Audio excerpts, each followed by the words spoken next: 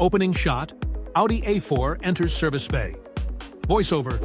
This Audi A4 with a 2.0 turbo engine came in flashing a check engine light and shaking at idle, classic signs of a misfire. Diagnostic scan, plus engine bay, close up. Voiceover. Our scan confirmed a misfire on cylinder 3. We performed a quick coil swap to isolate the issue and confirmed the ignition coil had failed. Mechanic removes engine cover, coil packs, plugs. Voiceover. Faulty coils and worn spark plugs are common on high-mileage Audi 2.0s. We recommended replacing all 4 coils and plugs to ensure long-term reliability. Close-up of German-made parts and installation. Voiceover. We use high-quality German aftermarket coils and factory-rated spark plugs. Each one is torqued to spec with care. No shortcuts here.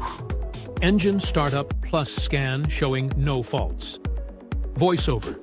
With the new components installed, the engine runs smooth, the check engine light is gone, and the misfire is completely resolved.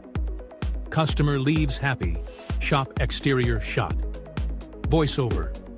At Doylestown Auto Repair, we specialize in Audi diagnostics and repairs done right the first time.